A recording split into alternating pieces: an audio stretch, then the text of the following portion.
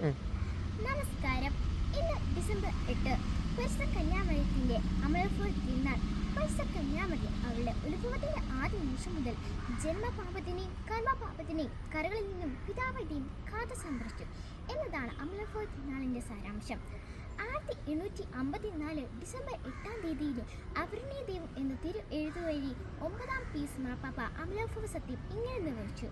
അഖണ്ഡവും പരിശുദ്ധവുമായ തീർത്ഥത്തിൻ്റെ സ്തുതിക്കും കന്യകയായ ദേവമാതാവിന്റെ മഹത്വത്തിനും അലങ്കാരത്തിനും കത്തോലിക്ക വിശ്വാസത്തിൻ്റെ പുഴ്ചയ്ക്കും കത്തോലിക്ക സഭയുടെ പ്രചാരത്തിനും നമ്മുടെ കർത്താവായ ഈശോ മിശിഹായുടെയും പത്രോസ് പൗലോസ് സ്ലീഹന്മാരുടെയും നമ്മുടെയും അധികാരത്തിൽ നാം പ്രഖ്യാപിക്കുകയും ചെയ്യുന്നു.